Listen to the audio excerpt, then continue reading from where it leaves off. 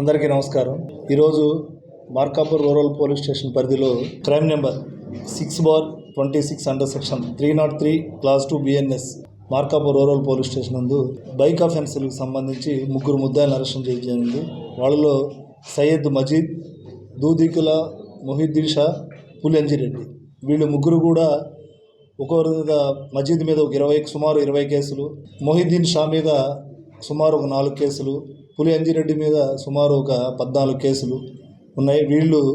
వీళ్ళ పరిచయ నేపథ్యం, వీళ్ళు ముగ్గురు కలిసి అరెస్ట్ అయ్యి జైల్లో ఉన్న సందర్భంలో వీళ్ళు ముగ్గురు కలిసి స్నేహితులుగా ఏర్పడ్డారు.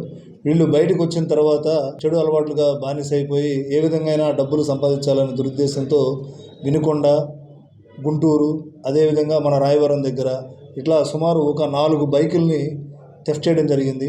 ఆ 4 బైకుల మీద రాయవరంలో తీసిన బైక్ మీద క్రైమ్ నెంబర్ 6గా కేసు నమోదు చేయడం జరిగింది. ఇంకో బైక్ మీద నగరంపాలి పోలీస్ స్టేషన్లో ఒక కేసు నమోదు చేయడం జరిగింది. మిగిలిన 2 బైకులు వినుకొండ, కొత్తపేటలో వాళ్ళు కూడా ఆ బైకులను ఐడెంటిఫై చేసి వాళ్ళకి చెప్పడం జరిగింది. వాళ్ళ మీద కూడా కేసులు నమోదు చేయడం జరుగుతుంది.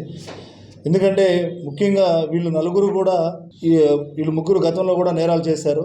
దీని మీద మన మార్కాపూర్ రూరల్ ఎస్ఐ గారు వాళ్ళ సిబ్బంది నిఘా పెట్టి మా గౌరవనీయులైన మార్కాపురం జిల్లా ఇన్ఛార్జ్ ఎస్పీ గారైన శ్రీ హర్షవర్ధన్ రాజు IPS గారి ఆదేశాల మేరకు మార్కాపూర్ DSP గారైన యు నాగరాజు గారి పర్యవేక్షణలో నేను, మా ఎస్ఐ గారు, సిబ్బంది అందరం కలిసి నిఘా పెట్టి ఈరోజు మార్కాపూర్ రూరల్ ఎస్ఐ గారు ముద్దాయిలని కోమటికుంట జంక్షన్ వద్ద అరెస్ట్ చేయడం జరిగింది.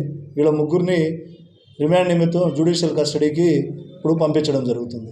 ఈ 4 బైకుల్లో 3 బుల్లెట్ వెహికల్స్, ఒక పల్సర్ వెహికల్, వీటి యొక్క విలువ సుమారు 4 లక్షలు ఉంటుంది.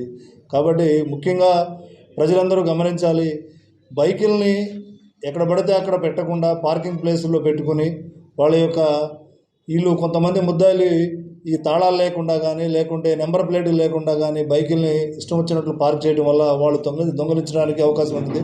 ఇటువంటి నేరాలకు పడిపడే ఎవరైనా ప్రజల దృష్టికి వచ్చినట్లయితే, వాళ్ళు మాకు సమాచారం ఇచ్చినట్లయితే, వాళ్ళ యొక్క సమాచారం ఇచ్చిన వ్యక్తుల యొక్క సమాచారాన్ని కూడా గోప్యంగా ఉంచడం జరుగుతుంది. కాబట్టి ప్రజలందరూ కూడా ఈ విషయాన్ని గమనించాలి.